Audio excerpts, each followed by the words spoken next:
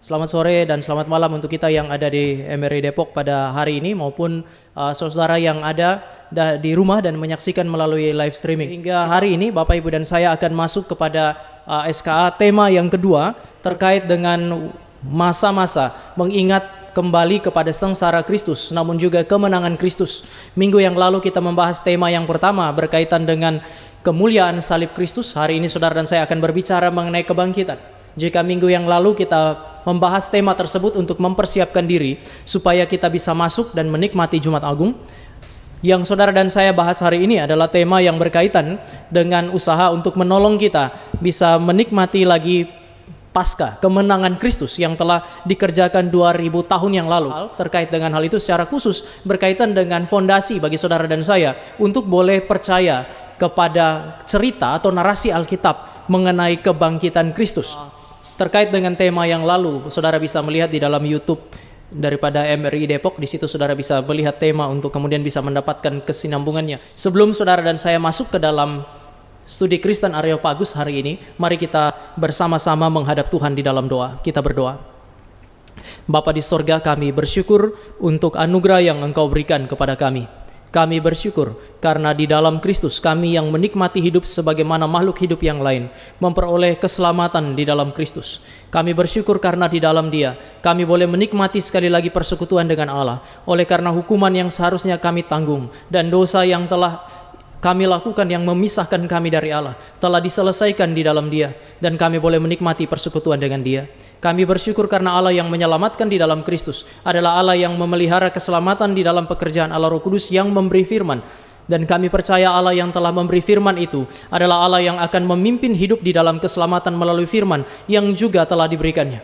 Oleh karena itu kami berdoa kiranya pada sore dan malam hari ini ketika kami membaca dan merenungkan kebenaran firman Tuhan, kiranya Roh Kudus yang memberi firman menjadi Roh Kudus yang membuka pikiran kami supaya kami boleh mengerti kebenaran firman Allah. Ini doa dan permohonan kami di dalam nama Tuhan Yesus kami berdoa dan kami menyambut kebenaran Tuhan. Amin. Bapak Ibu Saudara yang kekasih di dalam Tuhan, hari ini saudara dan saya membahas satu tema, yaitu kubur kosong, sebuah saksi bisu mengenai kebangkitan Kristus. Namun sebelumnya saya mau mengingatkan terlebih dahulu bahwa sebelum kita masuk kepada tema ini, minggu yang lalu saudara dan saya membahas satu tema yang penting terkait dengan salib Kristus atau penderitaan Kristus. Salib sebagai pemandangan yang mulia. Tema ini bukan sebuah penyangkalan terhadap sisi negatif atau sisi gelap daripada apa yang saudara dan saya sebut sebagai salib. Salib tetap dilihat sebagai sebuah peristiwa yang mengerikan, sebuah peristiwa yang menakutkan dan juga peristiwa yang memalukan. Yesus Kristus sendiri waktu berbicara mengenai peristiwa salib, waktu dia ditangkap malam itu dia berkata, inilah kuasa kegelapan itu. Dan salib mempertontonkan kepada saudara dan saya mengenai kuasa kegelapan yang bekerja dan menguasai dunia, bahkan menguasai orang-orang yang ada di sekitar Kristus. Kuasa kegelapan bekerja di seluruh bidang hidup manusia. Saya memberikan 3 contoh di minggu yang lalu. Kuasa kegelapan bekerja dan menguasai orang-orang yang paling dekat dengan Kristus di dalam diri Yudas. Kuasa kegelapan juga bekerja melalui orang-orang yang kemudian belajar kebenaran ketika emosi mereka itu digunakan oleh iblis untuk kemudian melawan kebenaran. Mereka gagal menundukkan emosi kepada kebenaran yang mereka pelajari, lalu mereka melawan kebenaran oleh karena emosi mereka dieksploitasi oleh iblis. Kita juga melihat mengenai Pilatus, mewakili orang-orang yang mungkin kita sebut sebagai orang-orang yang ada di luar gereja. Mereka yang ada di luar sana pun diikat oleh berkat-berkat yang Allah berikan kepada mereka, Allah anugerahkan kepada mereka, dan mereka memanfaatkannya untuk kemudian melawan Allah dan kebenarannya. Salib menceritakan fakta ini bagi saudara dan saya, sehingga kita tidak menyangkali fakta bahwa salib mengekspresikan kegelapan di dalam dunia ini yang telah menguasai manusia, termasuk menguasai orang percaya, menjadikan mereka sebagai budak dosa dan budak iblis. Tetapi yang kedua, kita juga bisa melihat bahwa salib di dalam pekerjaan Allah Roh Kudus melalui firman, saudara dan saya bisa menembus kegelapan salib itu dan melihat bahwa salib juga menceritakan sesuatu yang mulia bagi saudara dan saya. Kita seolah-olah melihat sesuatu yang tidak dilihat oleh orang lain, yang hanya melihat salib sebagai salib semata-mata. Saudara dan saya melihat melampaui itu. Saudara dan saya melihat salib sebagai sebuah peristiwa yang terencana. Bapa merencanakan itu dan menyerahkan anak. Anak menyerahkan dirinya untuk kemudian disalibkan. Nabi-nabi menyuarakan rencana Bapa dan anak itu. Nah, saudara dan saya bisa melihat di sini bahwa salib adalah sebuah peristiwa yang terencana. Itu yang kita bahas minggu yang lalu. Kita juga bisa melihat bahwa salib adalah sesuatu yang mulia karena salib menjadi titik temu antara murka Allah dan kasih Allah, keadilan Allah dan kasih Allah. Keadilan Allah membuat anak Allah, status Kristus sebagai anak Allah, tidak bisa lolos dari hukuman ketika dia menanggung dosa-dosa kita, dan dosa-dosa kita diperhitungkan baginya. Doa dia sebagai orang benar, doa yang benar yang disuarakannya, satu kali ditolak oleh Bapa dan kemudian Bapa tetap menghakimi dia. Bahkan ketika dia berteriak Eli Eli lama sabaktani di atas kayu salib, Allah seolah-olah tetap meninggalkan dia dan menghakimi dia. Saudara, tetapi juga pada saat yang sama salib menceritakan kepada kita mengenai cinta kasih Tuhan. Tuhan mengekspresikan cinta kasih-Nya sehingga keadilan yang mengerikan adalah keadilan yang menyelamatkan saudara dan saya. Oleh karena salib adalah sebuah cerita yang sangat jujur mengenai keadaan manusia dan dunia. Sekaligus sebuah cerita, sebuah narasi yang mengekspresikan cinta kasih Tuhan yang begitu dalam bagi saudara dan saya. Kemuliaan Allah yang besar dinyatakan juga kepada saya, saudara dan saya. Maka salib kemudian menjadi tanda universal. Sekali lagi, salib adalah tanda universal di dalam gereja Tuhan di seluruh dunia. Bahkan kita bisa bilang bahwa salib itu adalah sentral daripada kehidupan Kristen. Dan ini membuat hari ini kalau saudara dan saya melihat kehidupan gereja atau perkembangan gereja sampai saat ini, justru ini menjadi tanda tanya. Sulit bagi saudara dan saya untuk memahami perkembangan gereja yang begitu luar biasa di abad pertama masuk kepada abad yang kedua kalau saudara dan saya melihat fakta salib ini. Yang pertama, salib adalah kombinasi daripada kejahatan, penderitaan dan kematian, bahkan aib. Sekali lagi, salib adalah kombinasi kejahatan, salib adalah gambaran daripada penderitaan dan kematian, dan salib bagi orang Kristen itu dibuat untuk kemudian mempermalukan sang kepala gereja. Bagaimana sebuah agama yang mengusung sebuah tanda yang memalukan, tanda yang mengekspresikan kejahatan, tanda yang mengekspresikan aib dan penderitaan, itu kemudian agama itu bisa berkembang dengan luar biasa di dalam abad yang pertama. Saudara, bagi saya yang memberikan konfirmasi bagi seluruh berita gereja dan kemudian tanda yang negatif itu berubah menjadi sebuah tanda yang positif dan bisa diterima oleh dunia adalah apa yang saudara dan saya sebut sebagai salib. Ledakan populasi Kristen, sekali lagi, ledakan populasi Kristen yang terdiri dari orang Yahudi dan orang non-Yahudi itu tidak bisa dijelaskan di abad pertama kalau saudara dan saya tidak mengakui fakta kebangkitan. Orang tahu Yesus disalib, orang juga tahu bahwa Yesus kalau disalib maka dia sebenarnya tidak layak untuk dipercaya dan tidak layak untuk disembah, tetapi mereka bisa mengubah konsep ini dan kemudian mempercayai dan menyembah Yesus Kristus jika kebangkitan Yesus Kristus adalah fakta historis yang tidak bisa mereka bantah. Jika Yesus Kristus bangkit, maka salib yang gelap itu dihancurkan oleh dia. Maka sekali lagi, ledakan populasi Kristen yang terdiri dari Yahudi dan non-Yahudi hanya saudara dan saya bisa pahami hari ini jika fakta kebangkitan Kristus adalah sebuah fakta yang tak terbantahkan, yang mengkonfirmasi berita Injil yang didengar oleh orang-orang abad pertama. Saya memberikan sedikit catatan di situ. Inti Injil atau pusat kesaksian gereja adalah salib, kematian dan kebangkitan. Oleh karena inti daripada iman Kristen itu berbicara mengenai salib, kematian dan kebangkitan, maka Paulus mengatakan bahwa Injil bagi orang Yahudi itu adalah sebuah batu sandungan, bagi orang Yunani itu adalah sebuah kebodohan. Artinya yang mau dikatakan di sini adalah ini adalah sebuah cara pikir yang asing baik bagi orang-orang Yahudi maupun orang-orang Yunani. Orang-orang yang beragama Yahudi yang juga dipengaruhi oleh filsafat Yunani di abad yang pertama sulit untuk mempercayai fakta ini. Sehingga kalau Injil, inti Injil yang hari ini saudara dan saya bicarakan, yaitu salib, kematian dan kebangkitan, itu disuarakan di abad pertama, itu adalah sesuatu yang sulit untuk diterima. Saudara, saya mau sampaikan kepada saudara bahwa kalau Injil itu isinya adalah mujizat, mujizat dan mujizat, maka mudah sekali bagi banyak orang untuk percaya. Tetapi kalau Injil yang murni berisi mengenai salib, berbicara mengenai kematian dan kebangkitan, sampai hari ini berita ini adalah berita yang sangat sulit untuk dipercayai oleh banyak orang karena tidak cocok. Saya mulai dengan filsafat Yunani. Filsafat Yunani berporos pada satu pemikiran yang disebut sebagai dualisme. Dualisme antara yang bersifat spiritual dan bersifat material. Segala sesuatu yang bersifat material seperti tubuh kita itu dianggap sebagai sesuatu yang jahat.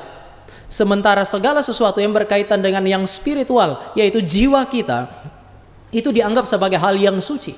Tubuh yang jahat ini dianggap sebagai penjara bagi jiwa. Dan oleh karena itu, maka kalau kematian terjadi, tubuh dan jiwa ini terpisah, orang Yunani bahkan menerima itu sebagai sesuatu yang mulia. Karena jiwa yang dipenjarakan oleh tubuh memperoleh kebebasan. Sehingga itu kenapa di dalam Kisah Para Rasul pasal yang ke-17, ketika orang banyak mendengarkan Paulus, bahkan filsuf-filsuf pada masa itu dalam Kisah Para Rasul pasal 17 duduk dan mendengarkan Paulus, tetapi begitu Paulus berbicara mengenai Yesus Kristus yang bangkit, orang-orang itu pun bangkit berdiri dan meninggalkan dia. Filsafat Yunani sulit untuk menerima kebangkitan manusia. Agama Yahudi sulit untuk percaya bahwa Yesus Kristus yang tersalib itu adalah Mesias. Ini menjadi batu sandungan bagi mereka. Maka worldview Yahudi maupun non-Yahudi tidak memberi tempat, sekali lagi, tidak memberi tempat bagi inti Injil sebenarnya. Namun kalau kekristenan, populasinya itu kemudian berkembang dengan luar biasa besar. Bahkan terjadi ledakan populasi Kristen di abad pertama, abad kedua, dan seterusnya. Saudara dan saya harus bertanya-tanya, mengapa itu bisa terjadi? Selain itu, Injil itu kemudian atau kekristenan berkembang di sebuah konteks yang saya sebut sebagai tanah yang keras. Pertama, iklim intelektualnya. Masyarakat pada masa itu adalah masyarakat yang kritis dan skeptis. Orang-orang yang tidak mudah percaya kepada mitos. Hari ini orang seringkali kemudian melihat bahwa masyarakat atau orang-orang zaman dulu adalah orang-orang bodoh yang mudah percaya kepada mitos. Tetapi saudara bisa lihat di dalam Alkitab bahwa orang-orang ini adalah orang-orang yang kritis. Nanti sebentar waktu saudara dan saya melihat di dalam beberapa poin, saudara dan saya akan melihat bahwa orang-orang ini cukup kritis. Bahkan setelah Yesus Kristus bikin mujizat pun mereka masih belum percaya kepada Yesus Kristus. Mereka bukan orang-orang yang terlalu mudah menerima segala sesuatu seperti kita, bahkan orang Kristen zaman ini yang begitu mudah segala sesuatu yang menerima, segala sesuatu yang ditawarkan kepada kita. Kekristenan bertumbuh di dalam iklim intelektual yang sulit, masyarakat yang kritis, masyarakat yang begitu skeptis. Sehingga sekali lagi tidak mudah bagi orang-orang ini untuk mempercayai mitos kebangkitan. Saudara, ada hal yang lain yang juga perlu saudara dan saya perhatikan. Kekristenan abad pertama bertumbuh di dalam aniaya secara fisik dan kesulitan secara ekonomi bagi mereka yang memilih untuk menjadi Kristen. Kitab Wahyu menceritakan ini. Jika engkau dan saya percaya kepada Kristus, maka hari itu hidup saudara dan saya seolah-olah dipertaruhkan di ujung tombak tentara Romawi. Begitu kita memutuskan untuk menjadi Kristen, maka kita mengalami kesulitan untuk berdagang. Ketika saudara dan saya memutuskan Kristen, lalu setelah saudara dan saya menjadi Kristen, saudara dan saya menghidupi prinsip-prinsip Kristen, begitu banyak kesulitan akan mendatangi kita. Maka kekristenan abad pertama itu adalah kekristenan yang menghadapi begitu banyak tekanan dan kesulitan. Sehingga kalau terjadi ledakan orang yang percaya dan mau menjadi Kristen, ini menjadi tanda tanya bagi saudara dan saya. Kita perlu menjelaskan mengapa, sekali lagi, mengapa kekristenan bisa berkembang dengan begitu luar biasa pesat di tengah-tengah situasi yang sulit. Baik di tengah-tengah skeptisisme dan masyarakat yang kritis maupun di tengah-tengah aniaya fisik dan kesulitan ekonomi. Sekali lagi, orang yang menjadi Kristen akan mengalami kesulitan pada masa itu secara ekonomi. Bahkan mereka harus mengalami aniaya secara fisik setelah dia memutuskan untuk menjadi Kristen. Maka tidak mudah bagi orang pada zaman itu untuk memutuskan menjadi Kristen. Kalau dia mengalami kesulitan untuk itu, lalu mengapa kekristenan atau populasi Kristen itu bisa meledak? Saya kasih kesimpulan sebenarnya di awal.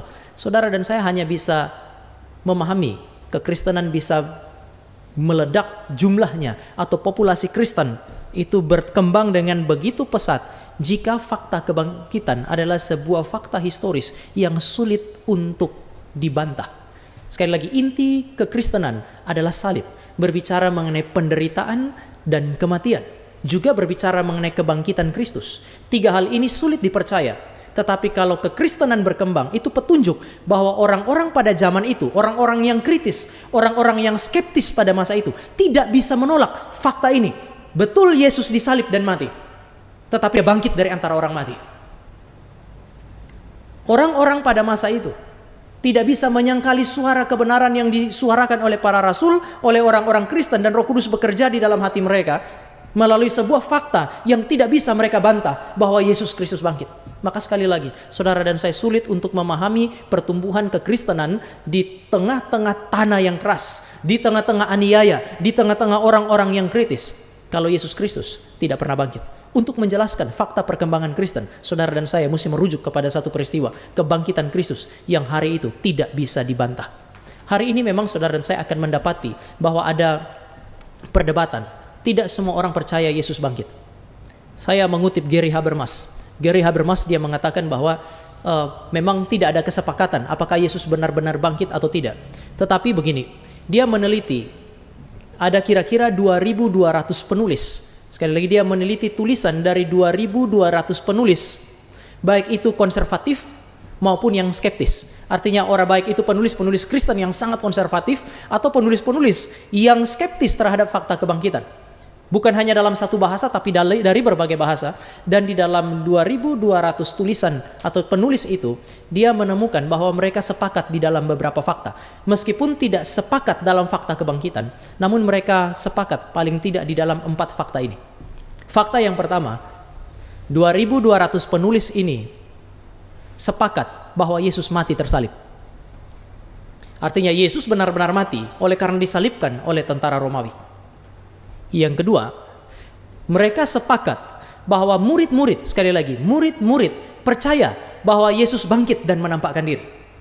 Ini tidak berarti mereka percaya bahwa Yesus Kristus bangkit dan menampakkan diri, tetapi mereka percaya bahwa murid-murid percaya Yesus bangkit dan menampakkan diri. Yang ketiga, 2.200 penulis ini sepakat mengenai pertobatan musuh-musuh gereja seperti Paulus, seperti Yakobus, dan imam-imam. Artinya ada orang-orang yang berubah dari modus tadi melawan kekristenan tiba-tiba menjadi Kristen. Istilah musuh di sini bukan orang-orang yang dimusuhi oleh kekristenan, tetapi istilah musuh di situ saya taruh tanda petik karena mengacu kepada orang-orang yang memusuhi gereja.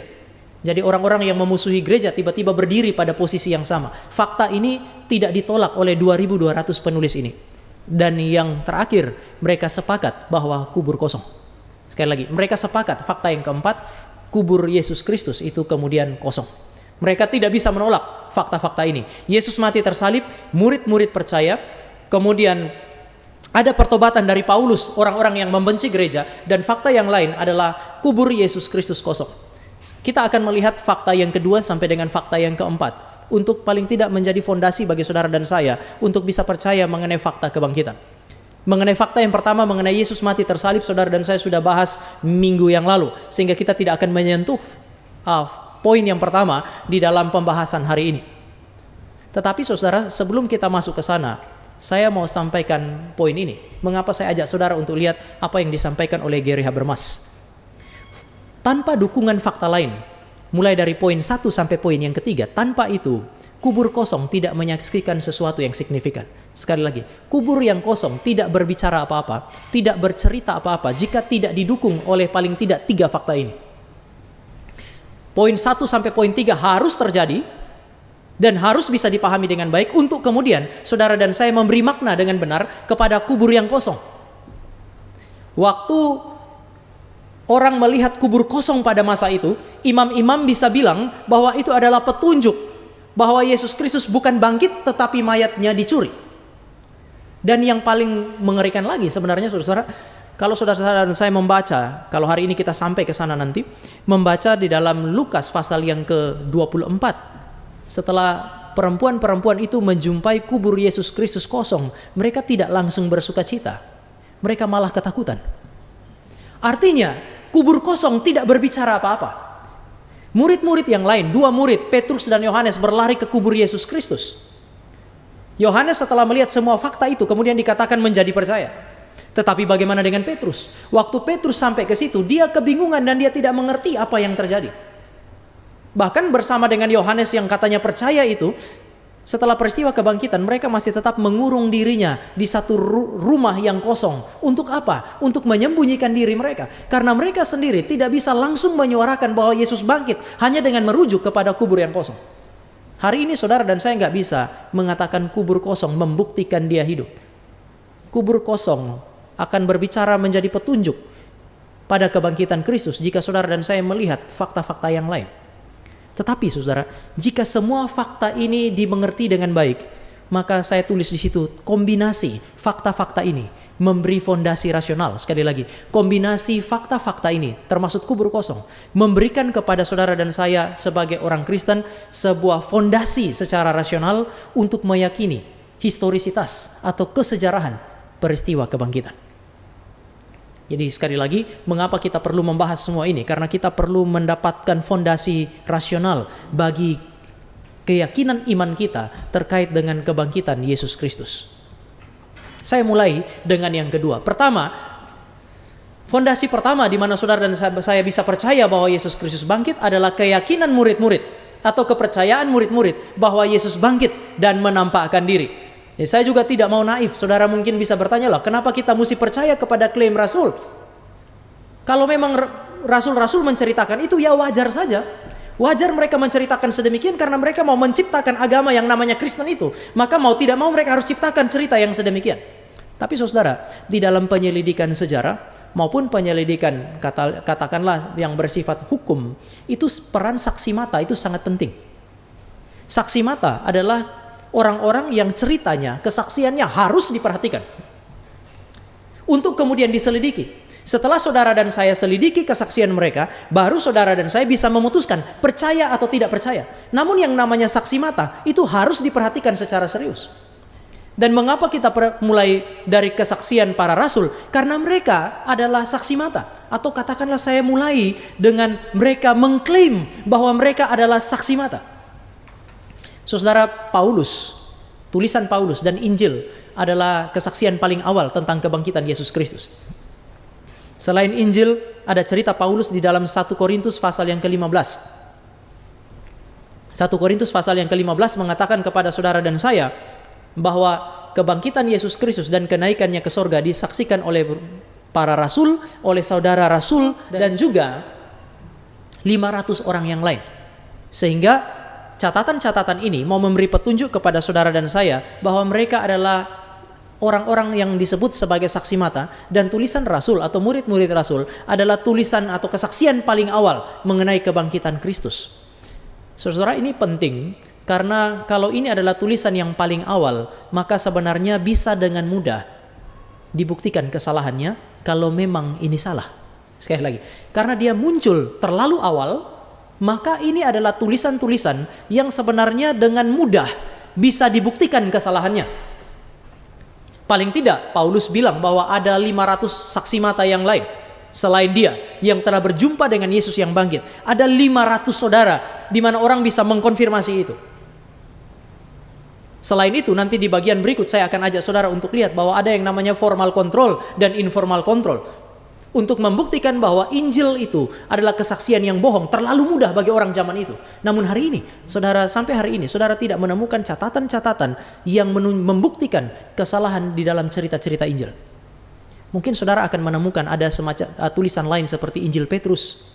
Saudara akan menemukan tulisan yang lain yang namanya Injil Yudas. Tetapi kalau saudara memperhatikan, itu adalah tulisan-tulisan yang menggunakan nama rasul, namun muncul di abad yang kedua dan abad yang ketiga setelah para rasul itu sudah mati. Bahkan ketika mereka mencatut nama rasul untuk menuliskan tulisan-tulisan mereka, saudara sudah bisa meragukan apa yang disebut sebagai motivasi penulis-penulis ini. Bahkan motivasi saudara sudah bisa mempersoalkannya. Tetapi kalau saudara memperhatikan tulisan-tulisan di abad pertama yang membantah tulisan Injil, saudara tidak akan menemukannya. Maka sekali lagi, kesaksian saksi mata adalah sesuatu yang sangat penting. Orang bisa dengan mudah melawan kesaksian ini. Dan saudara mesti ingat, tesis pertama, bagaimana mungkin gereja berkembang dengan baik kalau kebangkitan itu bukan sebuah fakta. Dan anehnya, bahkan imam-imam yang menceritakan cerita bohong di dalam Kisah Para Rasul pasal yang ke-6 dicatat mereka kemudian percaya kepada Kristus sebagai Tuhan dan Juru Selamatnya.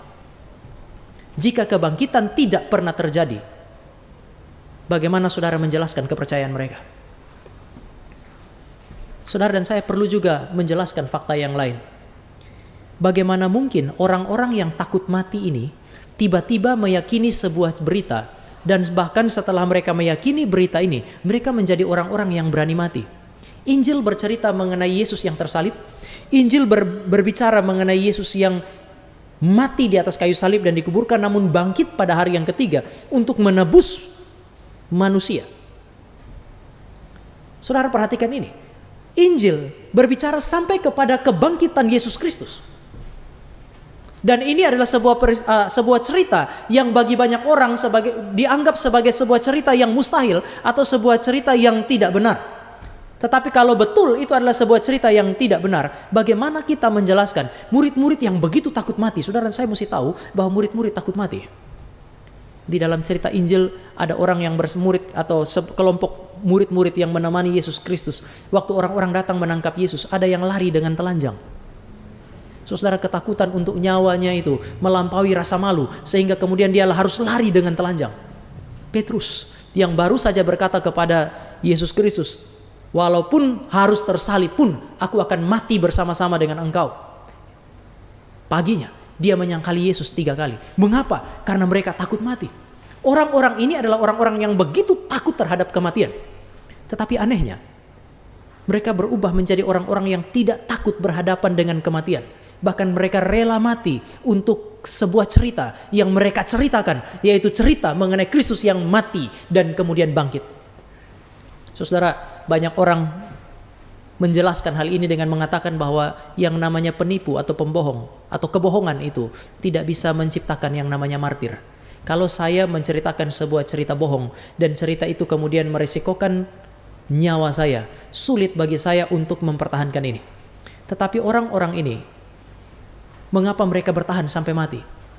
Karena mereka tahu mereka tidak bisa menceritakan yang lain kecuali menceritakan Kristus yang sudah bangkit. Mengapa? Karena mereka berjumpa dengan Yesus yang bangkit.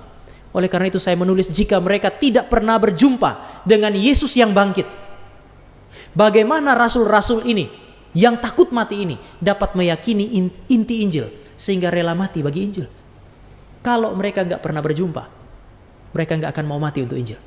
Tetapi karena mereka berjumpa dengan Yesus yang bangkit, maka mereka tidak dapat menceritakan yang lain selain daripada menceritakan Yesus telah bangkit dari antara orang mati.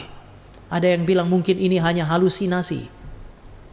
Halusinasi berarti mereka menangkap atau mempersepsi sesuatu yang tidak ada. Tetapi saudara, yang namanya halusinasi itu biasanya terjadi hanya dalam satu modus. Oleh karena saudara berhalusinasi, maka saudara melihat, mendengar atau merasa. Jadi salah satu dari itu. Kita melihat atau kita mendengar atau kita merasakan saja. Kita tidak bisa merasakan secara simultan satu di antara gabungan dari atau kombinasi daripada modus-modus ini. Ya, banyak orang hari ini katanya mendengar dan kemudian mendapatkan penglihatan. Dia perlu memberikan penjelasan lebih karena mirip dengan halusinasi itu. Untuk meyakinkan bahwa ini adalah sebuah kebenaran, mereka harus memberi penjelasan bahwa itu bukan halusinasinya dia. Dan yang saya mau tekankan di sini adalah yang namanya halusinasi itu umumnya terjadi hanya di dalam satu modus. Yang kedua, saudara, yang namanya halusinasi itu bukan realita objektif di luar kita, sehingga yang namanya halusinasi tidak bisa menjadi pengalaman bersama atau pengalaman kelompok. Ini seperti mimpi. Bapak Ibu, saya tidak mungkin mimpi A, lalu kemudian Bapak Ibu juga mimpi yang sama, kita jumpa di dalam mimpi itu dan besok pagi kita jumpa dan kita bercerita, kita mimpi yang sama. Kita menceritakan sesuatu di satu lokasi yang sama di dalam mimpi itu. Enggak. Mimpi itu sesuatu yang sangat personal. Oleh karena itu ketika saudara saya bicara mengenai halusinasi, halusinasi itu bukan realita objektif. Itu bukan pengalaman berkelompok. Tetapi ketika saudara dan saya melihat di dalam cerita-cerita Alkitab, saudara dan saya menemukan bahwa ketika mereka berjumpa dengan Yesus yang bangkit, itu bukan pengalaman personal semata-mata. Allah mengizinkan situasi ini terjadi supaya peristiwa kebangkitan itu tidak disaksikan hanya oleh satu orang. Perjanjian Lama, sekali lagi, Perjanjian Lama mengatakan bahwa kesaksian yang bisa diterima itu jika ada 2 atau lebih saksi mata. Dan oleh karena itu, maka Allah banyak sekali Yesus Kristus yang bangkit banyak sekali menampakkan diri kepada kelompok murid-murid. Betul, dia menyatakan diri secara personal, tetapi itu juga dikonfirmasi dengan penyataan dirinya di dalam kelompok. Dan oleh karena itu, ini tidak bisa disebut sebagai halusinasi. Mereka mengalami sebuah pengalaman bersama-sama. Sekali lagi, saksi mata ini tidak menceritakan sebuah halusinasi. Kalau saudara tidak mempercayai kesaksian mereka pun, kita sulit untuk menjelaskan bagaimana yang takut mati menjadi begitu berani mati untuk apa yang mereka ceritakan.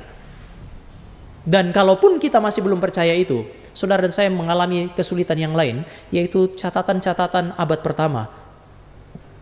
Tidak ada yang membantah itu.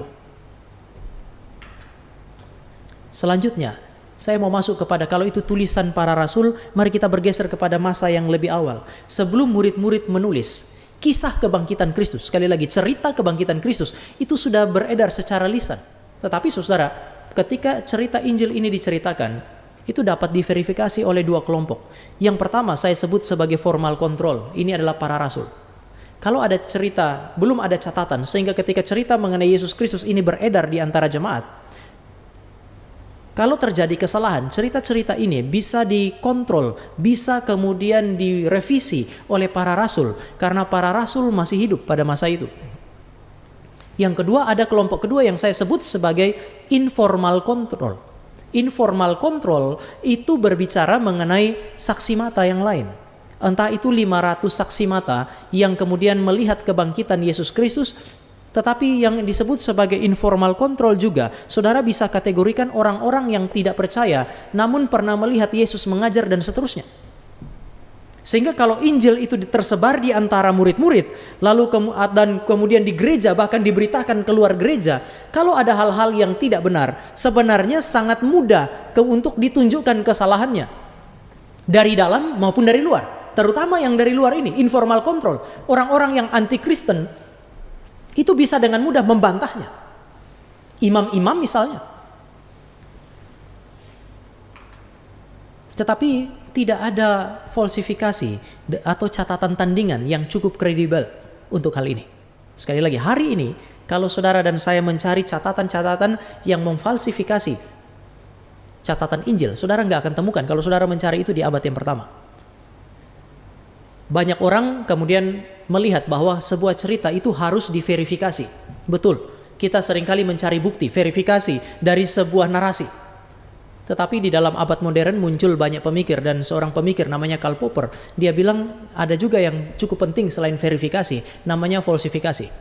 Kalau saya mengatakan semua gagak berwarna hitam, maka untuk mencari bukti saya akan cari gagak yang warna hitam dan saya tunjukkan ini semua gagak warnanya hitam loh. Semua gagak yang saya temukan warnanya hitam. Tetapi untuk menghancurkan tesis ini gampang sekali. Ketika saudara cari aja satu gagak yang berwarna putih, saudara tunjukkan kepada saya, maka tesis semua gagak berwarna hitam itu hancur. Artinya menunjukkan fakta yang berbeda dari argumen yang diajukan. Ini yang disebut sebagai falsifikasi. Kita bukan hanya mencari dukungan bagi argumentasi kita, tetapi kita juga bisa menemukan hal fakta-fakta yang melawan apa yang saudara dan saya yakini. Persoalannya adalah saudara dan saya tidak menemukan falsifikasi terhadap catatan-catatan Injil yang berasal dari abad pertama. Kita akan menemukan dalam tulisan-tulisan abad kedua dan abad yang ketiga, dan umumnya itu muncul di dalam Injil-Injil yang palsu yang mengutip tulisan nama para rasul. Tetapi sekali lagi, mengutip nama para rasul di zaman para rasul sudah mati, kredibilitasnya diragukan.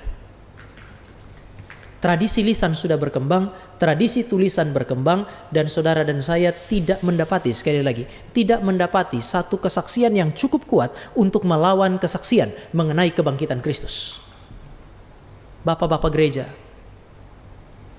baik itu Clemens maupun Polycarp, mereka dua orang ini adalah dua orang yang memang adalah orang-orang yang datang daripada pelayanan para rasul. Namun mereka menceritakan banyak hal mengenai perkembangan gereja mula-mula, dan terselip di dalam tulisan-tulisan mereka itu catatan mengenai fakta kebangkitan Yesus yang mengubah hidup para rasul. Mengapa para rasul itu kemudian berubah hidupnya? Mereka mengatakan karena para rasul berjumpa dengan Yesus yang bangkit. Sebenarnya saudara bisa lihat ini juga di dalam kehidupan daripada orang lain. Misalnya orang yang bernama Yakobus, nanti kita akan lihat. Orang yang bernama Yudas, saudara Yesus itu. Mereka tidak percaya kepada Yesus Kristus. Kapan mereka percaya? Hidup mereka berubah, keyakinan mereka berubah setelah mereka berjumpa dengan Yesus Kristus yang bangkit. Mereka masuk di dalam kategori 500 orang yang lain yang pernah berjumpa dengan Yesus Kristus sebelum Yesus Kristus naik ke sorga. Perjumpaan dengan Kristus yang bangkit inilah yang menjelaskan mengapa terjadi perubahan di dalam kehidupan para rasul. Suka atau tidak suka, sekali lagi suka atau tidak suka, fakta-fakta yang saya paparkan pada bagian yang awal ini merupakan data dengan tingkat reliabilitas yang cukup tinggi. Saudara bisa bersandar kepada fakta-fakta ini. Ini bukan sebuah pendekatan yang diciptakan oleh mahasiswa teologi atau dosen teologi. Ini ditemukan di dalam sejarah, pendekatan yang sedemikian. Jika saudara dan saya ingin mencari sebuah data historis, maka saudara dan saya harus mencari, sekali lagi, harus mencari di dalam data-data yang dianggap relevan. Data-data yang relevan terkait dengan kebangkitan Yesus Kristus, mau tidak mau saudara harus cari ke dalam Perjanjian Baru. Karena ini berbicara spesifik mengenai apa yang disebut sebagai kebangkitan Kristus. Atau tulisan-tulisan bapak-bapak gereja terkait dengan kebangkitan Kristus. Atau tulisan-tulisan sejarawan yang bukan Kristen, namun kemudian mereka mencatat sedikit mungkin mengenai kebangkitan Kristus. Dan saya mau memberikan Bapak Ibu dan saya sedikit penjelasan juga bahwa PB itu jelas, Perjanjian Baru jelas berbicara kebangkitan Kristus. Bapak-bapak gereja kita akan anggap, oh jelas dia bicara mengenai kebangkitan Kristus. Nah yang menarik adalah sejarawan atau tulisan-tulisan sekuler. Tulisan-tulisan sekuler itu berbicara mengenai tadi saya bilang keyakinan murid-murid bahwa Yesus bangkit, atau keyakinan gereja bahwa Yesus bangkit. Tapi persoalannya adalah tulisan-tulisan sekuler ini, even para sejarawan pada masa itu tidak bisa membuktikan sebaliknya. Mereka hanya mencatat keyakinan gereja, tetapi mereka tidak bisa melawan keyakinan gereja. Bagi saya ini sebuah petunjuk yang sangat penting bagi saudara dan saya. Kenapa? Karena mereka, penulis-penulis itu adalah sejarawan. Yang berikut adalah metode yang dapat dipertanggungjawabkan. Sekali lagi, ini bukan metode teologis. Ini adalah metode yang sering dipakai oleh para sejarawan untuk mencari laporan yang paling kredibel. Yang mana? Yang dianggap paling kredibel adalah tulisan-tulisan yang dianggap tulisan paling awal dari saksi mata. Maka kita merujuk kepada Perjanjian Baru. Catatan-catatan dari musuh-musuh atau orang-orang yang tidak menyetujui catatan itu untuk diperbandingkan mana yang lebih kuat. Sayangnya saudara dan saya sulit menemukan catatan yang sedemikian. Sebenarnya sayang bagi mereka yang tidak percaya kisah kebangkitan. Mereka sulit sekali untuk mendapatkan catatan-catatan yang melawan catatan saksi mata. Kalau saudara mau cari catatan dari musuh gereja, malah saudara hanya akan menemukan tulisan Yakobus dan tulisan Paulus. Musuh gereja pada awalnya, yang kemudian catatannya itu berkorelasi, bahkan mendukung tulisan para rasul. Atau metode ini juga menuntut tulisan-tulisan yang muncul dalam rentang waktu yang cukup dekat antara peristiwa dan catatannya. Kalau ada sebuah peristiwa, katakanlah peristiwa terkait dengan COVID-19 hari ini, maka 1000 tahun lagi, 1000 tahun mendatang, orang kalau mau mencari informasi mengenai COVID-19 pada tahun 2020 ini, dia harus mencari catatan-catatan yang cukup dekat. Katakanlah yang muncul pada tahun 2020, tahun 2021, sampai dengan 2025. Apapun yang terjadi, ini lebih bisa disandari dibandingkan dengan catatan yang muncul tahun 3000. Sekali lagi, catatan mengenai COVID-19 yang paling bisa dipercaya oleh sejarawan sebenarnya bukan catatan yang muncul tahun 3000, tetapi catatan yang muncul tahun 2000 dan tahun 2000-an, dan kemudian yang paling dekat dengan peristiwa COVID-19 adalah catatan yang paling bisa dipercaya. Dengan demikian, waktu saudara saya berbicara mengenai catatan atau pengakuan murid-murid, saudara dan saya sementara berbicara mengenai sumber utama yang sementara dicari-cari oleh sejarawan kalau mereka mau berbicara mengenai kebangkitan Kristus. Maka kita tidak sementara mencoba untuk mengarang sebuah cerita. Kita sementara mencoba untuk menggunakan pendekatan yang cukup adil bagi mereka yang percaya dan mereka yang tidak percaya. Beban pembuktian, sekali lagi, seringkali orang Kristen minder waktu berbicara mengenai kebangkitan Kristus, seolah-olah kita yang harus membuktikan kebangkitan Kristus. Orang yang tidak percaya, dia yang harus membuktikan bahwa Kristus tidak bangkit dengan data yang cukup. Jangan dibalik. Sekali lagi, orang Kristen tidak boleh minder dengan apa yang dia imani karena dia punya semua yang dibutuhkan oleh sejarawan untuk mendapatkan data yang paling valid mengenai sebuah peristiwa. Oleh sebab itu, orang yang tidak percaya kebangkitan Kristuslah yang memiliki tanggung jawab untuk membuktikan sebaliknya dengan data yang cukup. Yang berikutnya, catatan mengenai pertobatan musuh gereja ini menarik. Tadi kalau saudara bilang, itu rasul-rasul lah, pantas aja, mereka murid-murid kok. Kalau mereka percaya Yesus Mesias, ya wajar saja mereka menceritakan yang sedemikian. Tapi saudara, saya mau ajak saudara untuk melihat sebuah fakta yang lain, saudara. Musuh gereja, catatan musuh-musuh gereja. Saya mau mulai dengan Paulus. Paulus ini bukan murid sebenarnya. Paulus adalah penganiaya. Mengapa dia menganiaya? Dia menganiaya karena dia menolak keilahian Kristus. Dia seorang Yahudi yang tidak mungkin memberikan penyembahannya kepada seorang manusia.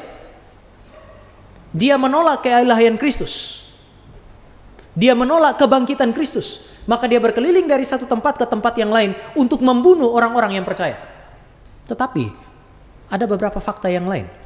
Tiba-tiba Paulus ini menjadi Paulus yang menyaksikan sebuah kesaksian yang mengkonfirmasi kesaksian musuh-musuhnya. Awalnya dia tidak suka dengan orang-orang yang menyaksikan keilahian Kristus dan kebangkitan Kristus. Tetapi tiba-tiba dia berubah menjadi orang yang menyaksikan kesaksian yang sama. Kesaksian Paulus mengkonfirmasi catatan atau kesaksian murid-murid. Bukan cuma itu, saudara. Dia bilang bahwa dia berjumpa dengan Yesus yang bangkit dari antara orang mati. Catatan ini diulang berkali-kali oleh Paulus di dalam tulisan-tulisannya. Dia berjumpa dengan Kristus yang bangkit. Untuk apa? Untuk memverifikasi, untuk mendukung kerasulannya dia. Maka rasul sebenarnya pada masa itu, perjumpaan dengan Kristus yang bangkit inilah yang menjadi fondasi utama bagi kerasulan seseorang. Hari ini saudara dan saya melihat banyak orang mengaku sebagai rasul, tapi mereka tidak pernah berjumpa dengan Yesus Kristus yang bangkit dari antara orang mati, sebagaimana yang dialami oleh para rasul. Itu kenapa di dalam konteks teologi reform, kita percaya bahwa tidak ada lagi rasul hari ini. Tidak ada lagi nabi hari ini. Karena Paulus sendiri menjadikan perjumpaan dengan Kristus yang bangkit itu sebagai petunjuk kepada kerasulannya. Paulus bukan hanya berjumpa dengan Yesus yang bangkit, tetapi Paulus, saudara dan saya bisa lihat, memberitakan kebangkitan Yesus Kristus bersama-sama dengan musuh-musuhnya. Seolah-olah ada pembalikan yang terjadi gitu. Yang tadinya itu melawan, sekarang mendukung kesaksian daripada murid-murid. Bukan cuma itu. Pada akhirnya, orang ini adalah orang yang mau mati. Sekali lagi, orang ini adalah orang yang mau mati demi berita kebangkitannya. Saudara-saudara, dia mati dipancung dalam tradisi gereja. Tradisi gereja menceritakan kematian dia dengan cara dipancung. Untuk apa? Untuk berita Injil. Dan sekali lagi, kalau saudara dan saya bicara mengenai Injil yang diproklamasikan oleh para rasul, itu bicara mengenai salib, itu berbicara mengenai kematian, dan berbicara mengenai kebangkitan. Kalau dia mau mati untuk itu, maka ini sebuah misteri yang saudara dan saya mesti jelaskan. Mengapa bisa demikian terjadi demikian? Mengapa Paulus berubah? Orang-orang yang disebut sebagai pembohong biasanya tidak mau mati untuk ceritanya. Tetapi kalau dia benar-benar berjumpa dengan Yesus yang bangkit, maka dia tidak bisa berkata yang lain. Sekali lagi, dia tidak bisa berkata yang lain. Dia hanya bisa mengatakan Yesus bangkit. Mengapa? Karena dia telah berjumpa dengan Yesus yang bangkit. Maka perubahan Paulus sulit untuk dijelaskan. Perubahan Paulus tidak bisa dimengerti oleh saudara dan saya, kecuali jika saudara dan saya merujuk kepada kesaksiannya dia, bahwa dia berjumpa dengan Yesus yang bangkit. Bukan cuma Paulus, saya mau ajak lagi kepada Yakobus, saudara Yesus Kristus. Sekali lagi tadi saya bilang bahwa orang zaman dulu adalah orang-orang yang cukup skeptis, bahkan lebih skeptis dari saudara dan saya hari ini, orang modern termasuk orang Kristen hari ini. Dia adalah Yahudi yang saleh, dan oleh karena dia adalah Yahudi yang saleh, maka dia tidak boleh percaya kepada manusia yang mengaku sebagai Tuhan. Dia tahu bahwa saudara kandungnya dia yang namanya Yesus Kristus itu adalah orang yang berkali-kali mengajukan sejumlah klaim yang memberi petunjuk bahwa dia bersifat ilahi. Dan oleh karena itu, maka saudara-saudara Yesus menyebut dia atau menyebut Yesus sebagai orang gila. Di dalam catatan Alkitab pernah mereka datang mau bawa pulang Yesus karena mereka anggap Yesus Kristus gila. Yesus mengajukan klaim, dan saudara dan saya perlu ingat bahwa waktu Yesus ajukan klaim, biasanya Yesus konfirmasi itu dengan melakukan mujizat. Saking skeptisnya orang yang bernama Yakobus, sudah lihat mujizat pun belum percaya. Hari ini, gereja hari ini tidak lihat mujizat pun dia asal percaya. Maka saudara tidak bisa meremehkan apa yang kita akan bicarakan ini. Sekali lagi, saudara tidak bisa meremehkan kesaksian satu orang yang begitu skeptis ini. Karena kita punya satu kecenderungan yang mengerikan lebih daripada dia. Kita terlalu mudah percaya kepada semua klaim. Tetapi Yakobus tidak. Yakobus skeptis bahkan kepada saudaranya, termaksud ketika saudaranya ini bikin mujizat. Maka saudara dan saya perlu bertanya, bagaimana orang yang skeptis ini kemudian bisa percaya kepada saudaranya dia? Dan ketika dia menulis suratnya, dia bersama dengan Yudas. Waktu menulis surat Yakobus dan surat Yudas, mereka tidak berani untuk menyebut dirinya sebagai saudara-saudara Tuhan. Mereka menyebut dirinya sebagai hamba daripada Yesus Kristus. Ini sesuatu yang perlu saudara dan saya jelaskan. Kalau saudara dan saya menolak fakta kebangkitan, penjelasan ini menjadi lebih rumit. Orang yang bernama Yakobus yang tadi menolak Yesus dan menganggap dia sebagai orang gila ini, kemudian bertobat. Kemudian dia memimpin gereja di Yerusalem. Bukan cuma itu, bahkan dia memberitakan kebangkitan Yesus dan lagi-lagi menjadi martir. Kok mau jadi martir untuk orang gila? Orang yang dia lawan, sekarang dia mati untuk menceritakan mengenai orang itu. Kita perlu menjelaskan perubahan ini. Saudara, di dalam 1 Korintus pasal 15 ayat yang ke-7 sampai dengan 11 dan seterusnya, itu dikatakan oleh Paulus bahwa ada 500 orang yang lain selain para rasul yang menyaksikan kebangkitan Yesus Kristus, dan di antaranya adalah saudara-saudara Tuhan atau saudara-saudaranya Yesus Kristus. Maka ini bisa menjadi titik awal penjelasan saudara dan saya. Mereka percaya karena mereka berjumpa dengan Yesus yang bangkit. Mereka sudah tidak punya kemungkinan untuk menyangkali Yesus Kristus lagi. Tidak punya kemungkinan untuk menolak semua klaim yang diberikan oleh Yesus Kristus. Mengapa? Karena mereka jumpa dengan Dia yang bangkit. Kalau Yesus bangkit, nanti di akhir daripada SKA ini, saudara dan saya akan melihat sejumlah hal sebagai implikasi daripada kebangkitan Kristus. Namun saya mau sampaikan satu di awal. Kalau benar Yesus Kristus ini adalah pembohong, orang gila seperti yang dianggap oleh Yakobus dan saudara-saudara Yesus yang lain, maka Allah tidak akan membangkitkan dia. Kalau Allah membangkitkan dia, berarti Allah ada di pihak Kristus. Allah tidak berpihak kepada Yakobus dan saudara-saudaranya yang menganggap bahwa Yesus Kristus gila. Dan dengan demikian, kebangkitan Kristus menjadi fakta yang paling kuat, menjadi bukti paling kuat bagi Yakobus untuk percaya, dan kemudian mengubah orientasi hidupnya dia, mengubah cara pandangnya dia, baik terhadap Kristus maupun juga terhadap kebenaran firman Allah. Beberapa penulis memberikan catatan mengenai hal ini. Orang biasanya tidak akan mau menceritakan hal yang mendiskreditkan diri atau tulisannya. Tetapi saudara lihat Yakobus dengan jujur menerima atau membiarkan catatan mengenai penolakan dia bersama-sama dengan saudara-saudaranya. Itu dicatat di dalam kitab suci. Atau kalau kita mau lebih jauh berbicara mengenai Yesus Kristus, pada masa itu memalukan bagi seorang rabi jika dia rabi tapi dia ditolak oleh keluarganya sendiri. Kalau saya menjadi pendeta atau rabi pada masa itu, lalu istri saya, anak saya, keluarga saya, saudara-saudara saya menolak saya, maka itu menjadi sesuatu yang sangat memalukan. Yakobus membiarkan cerita bahwa dia menolak Yesus Kristus, seorang pemimpin gereja pada masa itu. Dia membiarkan itu terjadi sebagai satu kesaksian mengenai kebenaran, untuk menceritakan kembali mengenai perubahan hidupnya dia. Sekali lagi, cerita mengenai apa yang dia sampaikan, baik itu mengenai kebangkitan Yesus Kristus maupun karya-karya Kristus, akan terkonfirmasi kalau dia dengan jujur menunjukkan bahwa dia pernah menolak Yesus dan pada akhirnya dia menerima Yesus Kristus. Mengapa? Karena sudah nggak punya alasan yang lain untuk menolak Yesus Kristus. Kebangkitan Kristus adalah bukti yang paling kuat untuk mengubah hidup orang ini.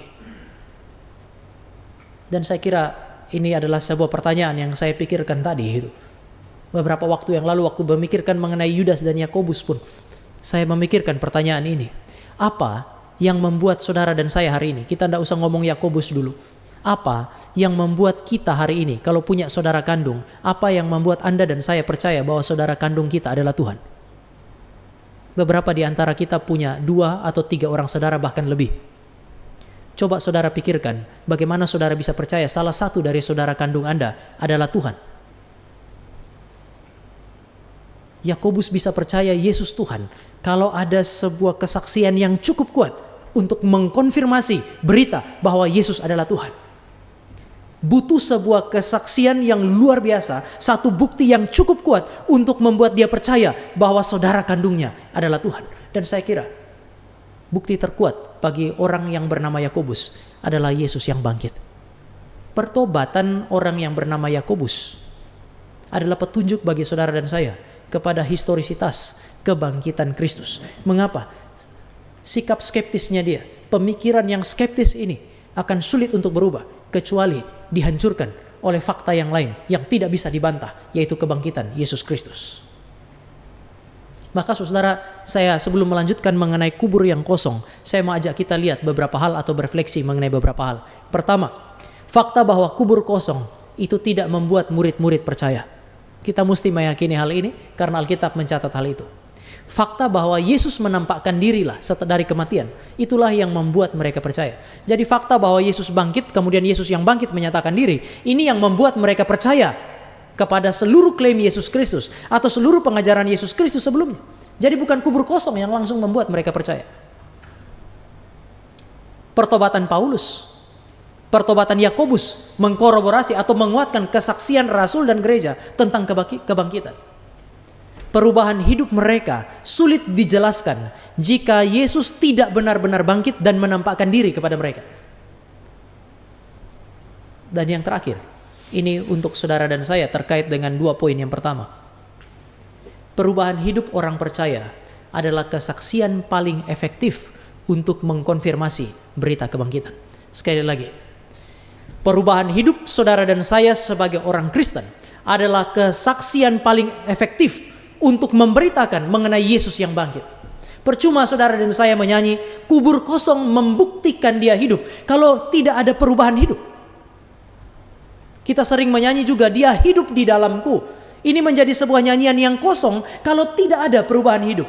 Jika dia bangkit dan dia hidup di dalam kehidupan saudara dan saya, maka dia akan berbicara banyak melalui perubahan-perubahan yang dia kerjakan di dalam kehidupan saudara dan saya. Maka kesaksian terkuat sekali lagi adalah perubahan hidup saudara dan saya.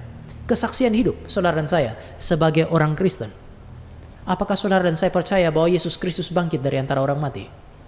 Maka pertanyaan selanjutnya, jika dia bangkit, dia hidup dan dia hidup di dalam kita melalui pekerjaan Allah Roh Kudus, apakah saudara dan saya mengalami perubahan? Perubahan hidup adalah sesuatu yang harus terjadi di dalam kehidupan kita sebagai kesaksian yang paling kuat mengenai kebangkitan Kristus. Kita lihat kesaksian daripada murid-murid, saudara dan saya juga sudah melihat kesaksian dari orang-orang yang adalah musuh gereja pada awalnya. Mereka tidak dibenci oleh gereja, namun mereka membenci gereja oleh karena gereja memberitakan salib, gereja memberitakan Kristus yang mati dan Kristus yang bangkit. Namun mereka tidak bisa berbuat apa-apa kecuali ikut percaya bersama-sama dengan gereja karena Kristus menyatakan diri kepada mereka. 2 poin yang pertama akan mengkorroborasi atau menguatkan cerita atau narasi Alkitab mengenai kubur kosong. Kalau saudara dan saya berbicara mengenai kubur kosong, saudara dan saya mesti lihat bahwa pertama kali cerita ini berkembang itu terjadi di mana? Di Yerusalem. Eksekusi dan penguburan Yesus Kristus yang terjadi di sana itu menggemparkan seluruh Yerusalem paling tidak. Bukan cuma Galilea. Yerusalem itu gempar oleh karena orang yang dikenal baik, orang yang diharap-harapkan sebagai Mesias itu disalibkan. Tetapi saya kira yang menjadi berita paling menggemparkan bukan kematiannya dia, tetapi kebangkitannya. Berita kebangkitan Kristus ketika sampai di Yerusalem itu akan lebih menggemparkan daripada berita kematiannya. Dan saya kira berita kebangkitan akan menarik perhatian semua orang, terutama otoritas politik maupun otoritas agama, otoritas religius yang mengeksekusi dia. Kalau benar berita ini terkonfirmasi, sebenarnya secara politis ada kemungkinan kekacauan terjadi. Bagi pemimpin-pemimpin agama, kebangkitan Yesus Kristus akan menjadi delegitimasi bagi kekuasaan mereka. Berarti mereka telah melakukan sebuah kesalahan yang fatal. Mereka telah melawan utusan Allah. Mereka telah melawan nabi yang diperintahkan oleh Allah untuk memberitakan kebenaran, untuk mengoreksi mereka bahkan. Mereka melakukan kesalahan yang dilakukan oleh nenek moyang mereka dan yang juga pernah ditegur oleh Yesus Kristus. Ini akan membuat mereka merasa dengan jelas bahwa kebangkitan Kristus mendelegitimasi kekuasaan mereka, otoritas mereka sebagai pemimpin agama. Maka mereka pasti punya kepentingan untuk menyelidiki kebangkitan Kristus. Bagi orang-orang seperti Pilatus, orang-orang yang menjadi pemimpin-pemimpin politis hari itu, mereka menyalibkan Yesus Kristus yang adalah orang Yahudi, yang oleh sebagian orang Yahudi mulai diyakini sebagai Mesias yang akan datang itu. Dan tiba-tiba setelah dia disalibkan, dia bukannya kemudian mati dan terus mati, tetapi tiba-tiba ada berita mengenai kebangkitannya dia. Ada kepentingan politis untuk menyelidiki kebangkitan Yesus Kristus. Dan bagi saya ini adalah sebuah fakta yang menarik. Kepentingan religius dan kepentingan politik mendorong orang-orang yang ada pada posisi politis tertentu atau posisi religius tertentu untuk menyelidiki kebangkitan Kristus. Mereka gak akan berdiam diri. Mengapa? Karena posisi mereka terancam. Bahkan secara politis itu bisa terjadi chaos. Maka mereka punya kepentingan untuk membuktikan bahwa Yesus tidak bangkit. Dan karena berita ini berkembang di Yerusalem, Yesus Kristus ini adalah Yesus Kristus yang mati di Yerusalem, mudah bagi dua otoritas ini untuk menyelidiki, memverifikasi, membuktikan bahwa berita ini tidak benar. Yang menjadi persoalan adalah sekali lagi, tidak ada catatan bahkan dari orang-orang yang berkepentingan ini, yang kemudian menjadi sebuah catatan yang cukup untuk melawan kesaksian para rasul di dalam tulisan-tulisan mereka. Sekali lagi, mereka punya kepentingan untuk menyelidiki kebangkitan Kristus dan membuktikan bahwa berita itu tidak benar. Kalau seandainya mereka menyelidiki dan mereka menemukan mayat Yesus, maka penemuan mayat Yesus adalah bukti terkuat untuk menghentikan pertumbuhan kekristenan. Bagaimana kekristenan bisa berkembang? Kekristenan bisa berkembang karena mayat Yesus pertama tidak ditemukan. Yang kedua, tidak ada bukti yang kuat yang menyatakan bahwa Yesus tidak bangkit. Saudara mesti ingat bahwa perkembangan kekristenan pertama-tama terjadi di mana? Di Yerusalem. Baru kemudian keluar. Yerusalem adalah tempat yang bukan seperti hari ini. Kalau di dalam konteks kita di Indonesia ada di sebuah pedalaman yang sulit diakses untuk kemudian mendapatkan penyelidikan yang cukup akurat. Pada masa itu, Yerusalem adalah sebuah kota. Kota yang bisa diakses oleh banyak orang. Dan dengan demikian, maka untuk membuktikan Yesus bangkit atau tidak bangkit terlalu mudah bagi orang-orang hari itu. Apalagi penyebaran berita ini berlangsung terlalu cepat. Saudara-saudara mendapati cerita mengenai orang-orang yang berjalan ke Emmaus. 2 orang yang berjalan ke Emmaus. Dalam perjalanan ke Emmaus, kemudian Yesus datang dan Yesus bertanya, apa yang kamu bicarakan? Lalu mereka bilang, apakah kamu orang baru di sini sehingga kamu tidak tahu semua yang kami bicarakan ini? Artinya berita itu adalah berita yang sudah dengan cepat tersebar. Kalau berita itu adalah berita yang cepat tersebar, maka usaha untuk membuktikan kebohongan daripada berita itu juga bisa dengan mudah dilakukan. Berita kebangkitan Yesus bukan baru dibangkitkan ratusan tahun setelah itu. Bukan baru diciptakan ribuan tahun setelah itu. Berita kebangkitan Kristus adalah berita yang langsung disuarakan pada hari-hari setelah itu. Sehingga kemudian murid-murid itu berkata, apakah kamu adalah orang yang tidak tahu, orang baru, yang tidak tahu seluruh cerita yang kami bicarakan hari ini? Berita yang sangat menggemparkan ini. Penemuan mayat Yesus cukup untuk menghancurkan kesaksian Kristus. Namun kalau kekristenan hari itu berkembang dengan begitu luar biasa baik bahkan di Yerusalem, maka ini adalah petunjuk bahwa kebangkitan Kristus tidak bisa dibantah oleh dua otoritas ini. Sekarang kubur kosong. Apakah itu berarti mayat Yesus dicuri? Kita tahu bahwa ada cerita ini. Cerita yang diciptakan oleh imam-imam. Waktu saksi pertama kebangkitan Kristus, yaitu tentara-tentara itu datang dan bercerita kepada mereka. Mereka bilang, ini sejumlah uang, kalau kamu ditanya, bilang saja mayatnya dicuri. Cerita ini juga beredar. Tetapi ada beberapa kesulitan di sana. Pertama, kalau mayat Yesus dicuri, mengapa murid-murid terkejut dengan kebangkitan Yesus Kristus? Jadi ada catatan Injil bahwa murid-murid bahkan terkejut waktu Yesus Kristus datang. Seharusnya kalau mereka mencuri, ini bukan berita yang mengejutkan. Bagaimana saudara dan saya menjelaskan kerelaan orang-orang ini untuk menderita dan mati untuk sebuah berita yang mereka manipulasi? Mereka curi mayat Yesus, mereka sembunyikan, lalu mereka menceritakan dia bangkit. Lalu ketika mereka berhadapan dengan kematian, mereka masih mempertahankan itu. Saudara perlu penjelasan yang begitu rumit untuk menjelaskan fakta ini. Jika mayat Yesus dicuri, maka mayat Yesus tidak bisa disimpan di dalam rumah. Mayat Yesus harus dipindahkan. Persoalannya, pada saat Yesus bangkit, dalam waktu-waktu itu, kisah kebangkitan Yesus Kristus adalah kisah yang menggemparkan Yerusalem. Kalau mereka mau pindahkan mayat Yesus, mereka harus mencari satu tempat atau satu kuburan untuk kemudian memindahkan mayat itu. Maka Likona bilang begini, kisah kebangkitan akan menimbulkan kecurigaan mereka yang menyediakan makam bagi Yesus dan keluarganya. Artinya kalau dalam situasi yang mencekam saat itu terkait dengan kebangkitan Kristus, lalu murid-murid datang kepada orang-orang tertentu membeli kubur mereka untuk menguburkan, maka harusnya orang-orang ini adalah orang-orang yang pertama kali curiga. Sekali lagi, orang-orang yang menjual kubur ini adalah orang-orang yang pertama kali curiga dengan apa yang dilakukan oleh murid-murid.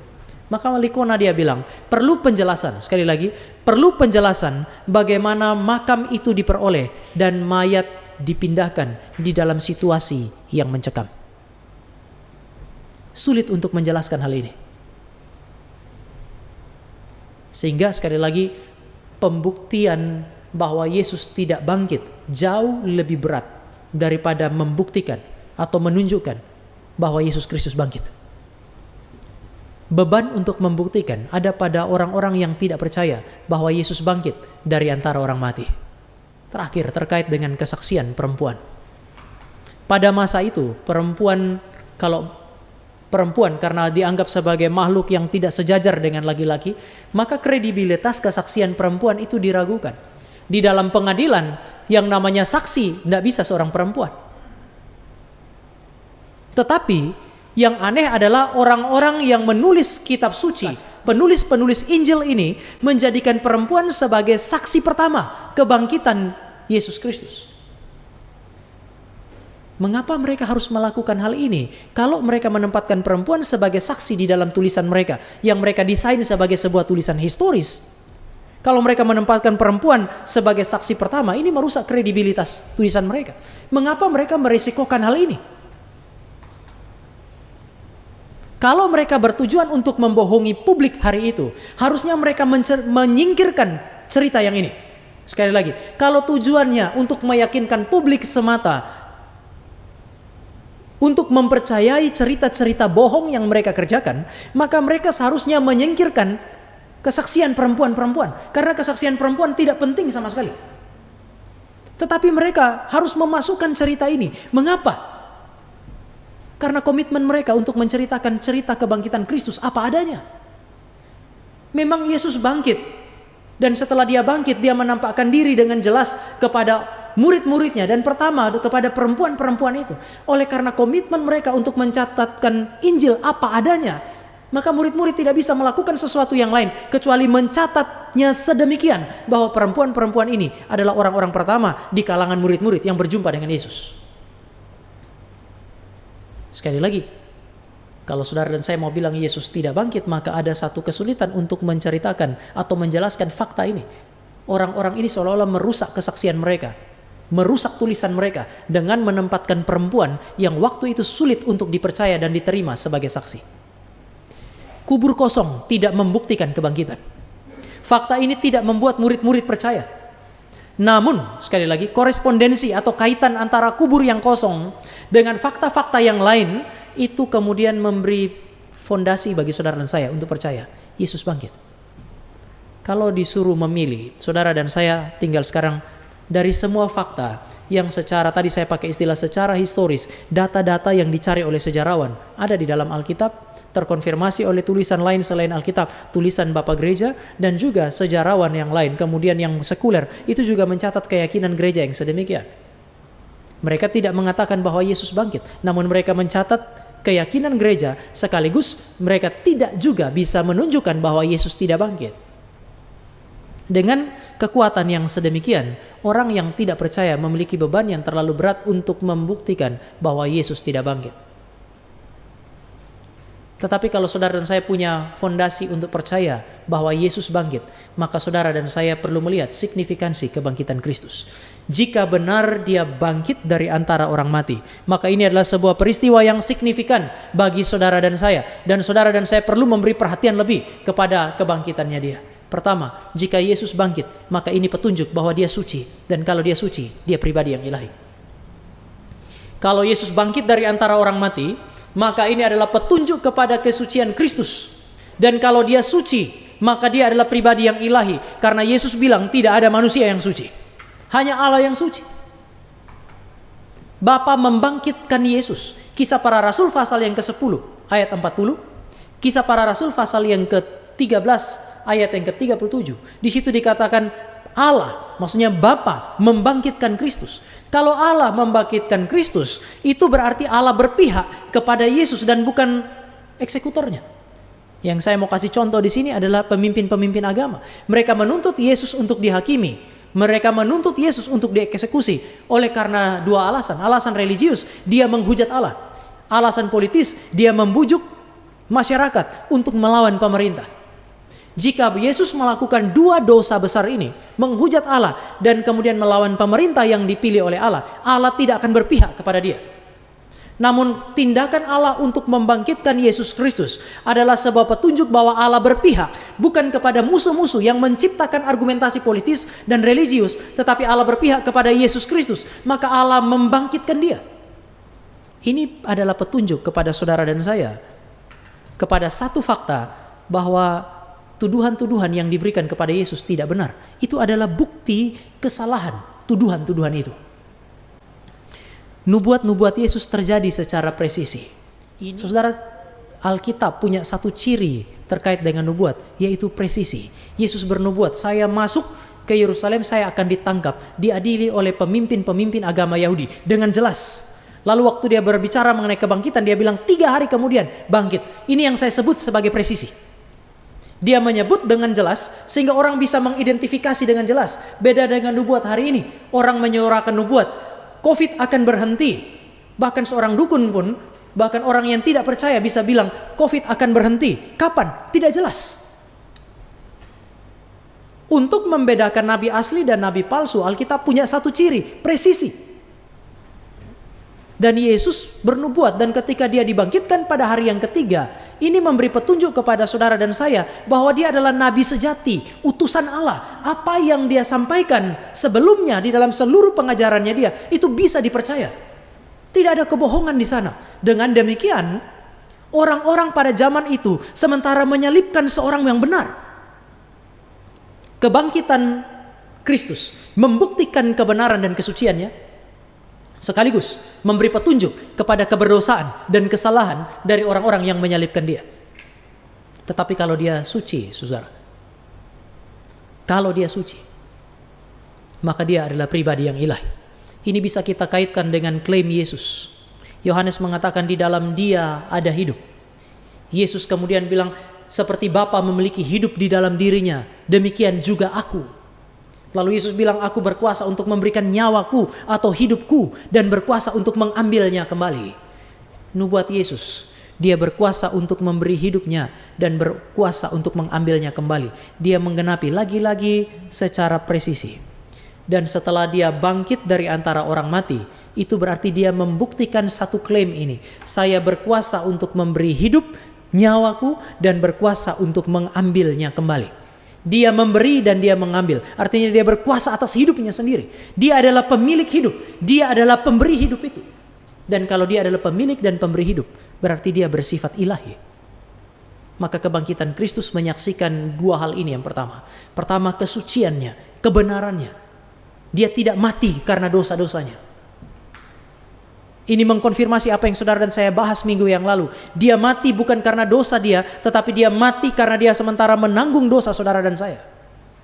Kebangkitan membuktikan kebenarannya dia, kesuciannya dia. Tapi kalau dia bangkit sebagai orang yang benar, orang yang suci, itu berarti klaim dia. Waktu dia berhadapan dengan orang banyak dan dia bilang, tunjukkan kepadaku di mana kesalahanku. Satu saja, dan tidak ada orang yang bisa menemukan itu. Dikonfirmasi melalui kebangkitan. Dan ini adalah petunjuk kepada pribadi ilahi, pribadi yang tidak berdosa. Yang kedua, saudara, kalau Yesus bangkit dari antara orang mati, Alkitab menyebut dia sebagai sulung dari segala kebangkitan. Dia adalah sulung dari kebangkitan karena dia adalah pribadi, satu-satunya pribadi yang bangkit dari antara orang mati. Dan kebangkitan ini adalah kebangkitan yang mengalahkan kematian. Seolah-olah kuasa daripada kematian, kuasa daripada kubur itu tidak bisa mencegah kebangkitan dan tidak bisa mencegah Yesus Kristus untuk terus berada di dalam kubur itu. Saudara dan saya adalah orang-orang yang mati, dan setelah saudara dan saya mati nanti, saudara dan saya tidak bisa bangkit dan mengalahkan kematian ini. Kuasa kematian itu terlihat begitu besar, begitu kuat, sehingga tidak ada orang yang bisa bangkit dari sana. Tetapi ketika Yesus Kristus mati, dia bangkit dari antara orang mati, menunjukkan bahwa kuasa kematian sudah dikalahkan oleh dia. Kuasa kematian, kuasa kubur itu tidak bisa menahan dia untuk terus ada di sana. Maka dia disebut sebagai sulung dari segala kebangkitan. Hasil sulung atau buah sulung. Pada masa orang Israel itu misalnya dia bercocok tanam, maka katakanlah di minggu ini dia akan menanam ladangnya di bagian A. Kemudian minggu berikutnya dia akan tanam di bagian B. Minggu berikutnya di bagian C. Secara rasional, maka pada masa panen itu yang ditanam pada bagian A akan muncul terlebih dahulu. Hasilnya. Maka ini akan ditebang, kemudian mereka akan ikat, mereka persembahkan kepada Tuhan sebagai buah sulung atau hasil sulung, persembahan sulung mereka. Waktu mereka memberikan persembahan sulung, mereka memberikan persembahan dengan satu keyakinan bahwa ladang yang B, ladang yang C, ladang yang D itu akan memberikan hasil seperti yang sulung. Jadi ada satu keyakinan bahwa sebagaimana yang sulung ini menghasilkan sesuatu, demikian juga dengan yang kedua, yang ketiga, dan yang seterusnya. Saudara, ketika Yesus disebut sebagai sulung dari segala kebangkitan, maka itu berarti dia bangkit dari antara orang mati dan yang lain akan segera mengikuti dia. Ini bukan hanya sekedar sebuah kebangkitan, karena sebelum Yesus Kristus bangkit dari antara orang mati, sudah ada kebangkitan yang lain. Tetapi Kristus adalah kebangkitan pertama dengan tubuh kebangkitan yang mulia. Kristus adalah kebangkitan pertama yang tidak lagi ditaklukkan oleh kematian. Semua orang yang bangkit sebelum Kristus berhadapan sekali lagi dengan kematian karena mereka bangkit tanpa tubuh kebangkitan. Kristus kita adalah Kristus yang bangkit dengan tubuh kebangkitan. 1 Korintus pasal yang ke-15 mengatakan bahwa memberi petunjuk kepada kita bahwa tubuh Adam lebih mulia dari tubuh kita hari ini. Tetapi tubuh kebangkitan jauh lebih mulia dari tubuh Adam. Tubuh Adam yang diciptakan oleh Allah itu adalah tubuh yang mulia, yang bisa mati, bisa tidak mati. Setelah saudara dan saya lahir dari Adam, saudara dan saya punya tubuh yang tidak bisa tidak mati. Tetapi kalau saudara dan saya dibangkitkan oleh Kristus, diberikan tubuh yang baru, tubuh kebangkitan yang mulia. Ini adalah tubuh yang tidak bisa mati. Kualitatif different. Ada perbedaan kualitatif antara tubuh kebangkitan ini dengan tubuh yang saudara dan saya miliki hari ini. Yesus bangkit dengan tubuh yang sedemikian. Dan ada jaminan bagi saudara dan saya. Pada saat dia membangkitkan saudara dan saya nanti di akhir zaman, dia akan memberikan tubuh ini. Saudara, elaborasi mengenai kebangkitan inilah yang kemudian dipakai oleh Paulus untuk menghibur orang-orang yang hari itu melihat saudara-saudaranya mati dibunuh karena aniaya terhadap gereja. Orang bertanya-tanya pada masa itu, bagaimana dengan saudara-saudara kami? Dia bilang kalau Kristus bangkit, maka saudara dan saya akan mengalami kebangkitan. Kita berduka cita oleh karena saudara-saudara kita yang menderita oleh karena aniaya, ataupun karena wabah yang hari ini terjadi. Wabah ini tidak membedakan orang percaya dan orang yang tidak percaya. Ada orang-orang yang setia untuk melayani dan ditimpa oleh wabah ini. Mereka sudah mati. Tetapi mereka, bagi saudara dan saya yang kehilangan orang-orang yang kita kasihi ini, saudara dan saya punya semacam penghiburan yang Allah berikan. Apa penghiburan itu? Satu saat nanti Allah akan membangkitkan mereka. Allah akan membangkitkan engkau dan saya dengan tubuh kebangkitan yang tidak bisa dihancurkan oleh penyakit, bahkan tidak bisa dihancurkan oleh kematian. Kristus telah memberikan contoh itu bagi saudara dan saya. Dia disebut sebagai sulung dari segala kebangkitan. Kebangkitan adalah petunjuk kemenangan Kristus atas dosa. Sebelum dia mati, dia bilang sudah genap. Kebangkitan memberi petunjuk bahwa karya Kristus memang sudah genap. Saudara, kebangkitan juga adalah bukti bahwa Allah berkenan terhadap seluruh karya yang sudah digenapi oleh Kristus. Tapi kalau minggu yang lalu kita bilang dia mati di atas kayu salib, itu adalah karya untuk menebus saudara dan saya. Maka kebangkitan Kristus adalah bukti kemenangan Kristus atas konsekuensi dosa, yaitu kematian yang ditanggungkan kepadanya.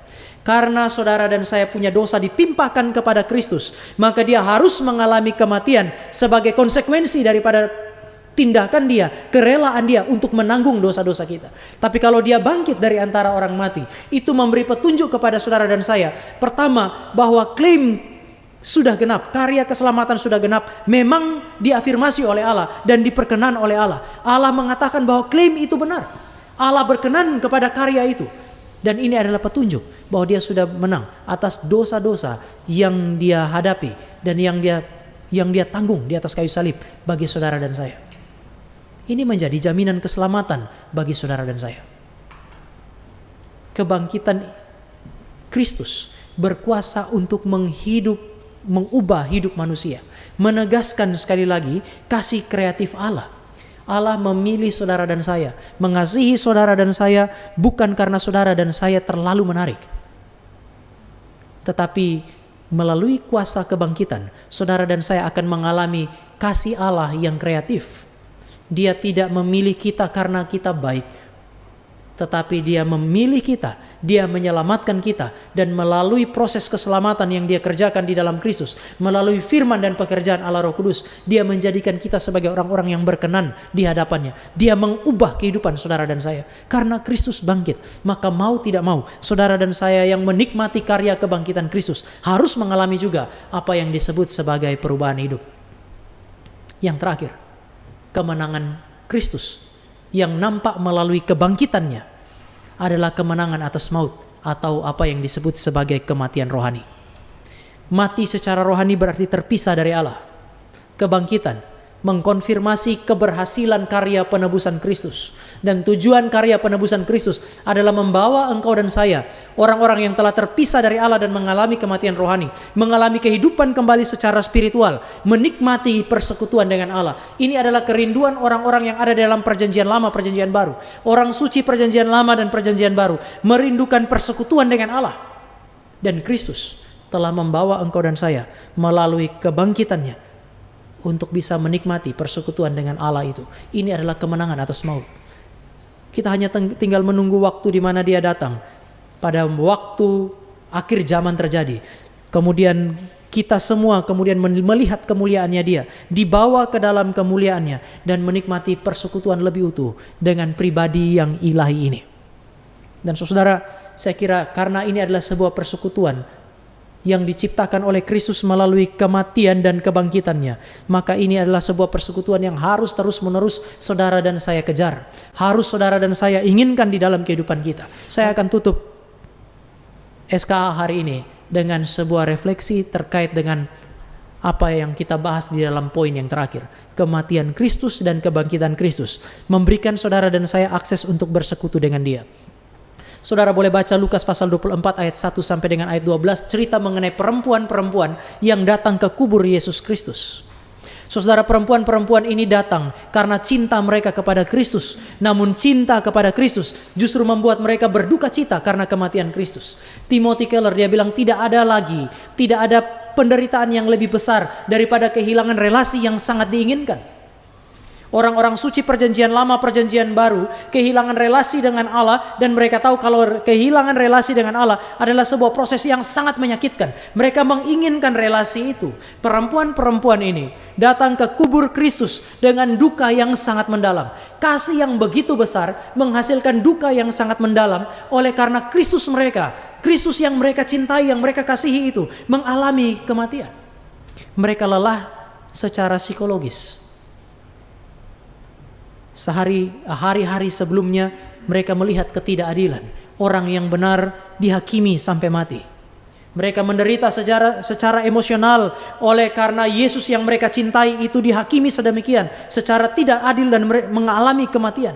Tapi mereka tidak bisa berbuat apa-apa. Mereka menderita secara emosional, mereka menderita secara psikologis. Mereka lelah secara fisik. Begitu mendengar Yesus ditangkap pada hari Kamis malam, mereka akan mengikuti seluruh proses itu sampai dengan Yesus disalib. Dan setelah Yesus disalib, pada hari Sabat mereka harus kembali dan menikmati ibadah. Selesai hari Sabat pada hari Sabtu jam 6 sore itu, mereka seolah-olah tidak beristirahat lagi. Mereka harus mempersiapkan rempah-rempah bagi tubuh orang yang mereka kasihi itu. Besok pagi benar, sebelum matahari terbit, mereka sudah berjalan ke kubur itu. Saudara dan saya bisa melihat cinta kasih yang begitu kuat di dalam hati perempuan-perempuan ini. Cinta kasih yang membuat mereka melampaui segala keterbatasan mereka sebagai perempuan. Membuat mereka melampaui rasa lelah, rasa capek. Seolah-olah tidak ada alasan bagi mereka untuk tidak mencari Tuhan mereka. Tidak mencari Kristus yang mereka kasihi. Seolah-olah semua pemberian yang telah mereka kerjakan selama Yesus melayani itu tidak cukup. Ini yang disebut Alkitab sebagai cinta itu kuat seperti maut. Oleh karena cinta itu begitu besar di dalam hati perempuan-perempuan ini, maka tidak ada pemberian yang cukup. Mereka telah memberikan segala yang bisa mereka berikan. Dan setelah itu mereka masih mempersiapkan rempah-rempah untuk kemudian merempah-rempahi mayat Yesus Kristus itu. Tidak ada pemberian yang cukup. Oleh karena cinta, maka bahkan ketika mereka datang kepada Yesus Kristus yang mati, mereka tidak puas dengan apa yang telah mereka berikan. Namun rupanya Alkitab memberi petunjuk kepada kita. Di dalam pelayanan orang Kristen kepada Tuhan yang dicintai, cinta saja tidak cukup. Mereka berjalan pada pagi hari itu dengan perasaan galau. Mereka bertanya, siapa yang akan membuka batu kubur itu bagi kita? Saudara, ini sebuah pertanyaan yang penting. Mereka tahu tidak ada yang membuka, tapi mereka tetap berjalan karena cinta mereka. Mereka mempersiapkan dan melampaui kelelahan itu karena cinta mereka. Namun cinta tidak cukup untuk memberikan apa yang disebut sebagai sukacita sejati. Buktinya, ketika mereka datang sampai ke salib, mereka mendapati kubur itu terbuka. Ketika kubur terbuka dan mereka masuk ke sana, mereka lihat kubur itu kosong. Saudara, mereka tidak menjadi tenang, tetapi mereka justru menjadi semakin galau. Harusnya mereka bersukacita karena kubur itu terbuka, tapi Alkitab bilang tidak. Kubur kosong, kubur yang tidak ada mayat lagi, kubur yang hanya ada kain penutup itu ada di sana. Tetapi kesedihan mereka tidak hilang. Mereka menjadi semakin galau, mereka menjadi semakin tidak tenang. Mereka justru menjadi semakin sedih. Maria menangis dan tidak bisa dihentikan. Kehadiran malaikat, mujizat, tidak menghentikan tangisan mereka. Sekali lagi, kehadiran malaikat tidak menghentikan kesedihan mereka. Kehadiran malaikat justru membuat mereka merasa takut. Kubur kosong tidak berbicara apa-apa, tidak memberikan sukacita bagi mereka. Bagaimana Allah menyelesaikan persoalan mereka? Masalah selesai, duka cita itu kemudian berubah seolah-olah menjadi sukacita, dan mereka pergi kepada murid-murid untuk memberitakan kebangkitan Kristus. Bukan ketika malaikat menampakkan diri, tetapi ketika malaikat menyampaikan firman Allah dan mengingatkan mereka kepada perkataan-perkataan Kristus. Dia sudah bangkit dari antara orang mati, seperti yang pernah dia katakan kepada kalian. Saudara, keadaan masih sama, kubur kosong.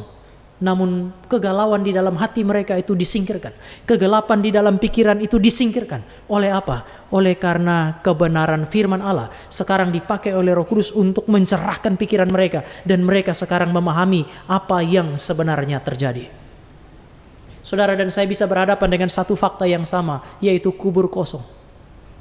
Untuk memberi saudara memaknai kubur yang kosong dengan benar, memahami maknanya, dan kemudian menikmati sukacita surgawi melaluinya. Saudara dan saya tidak butuh mujizat. Saudara dan saya tidak butuh malaikat turun dari langit.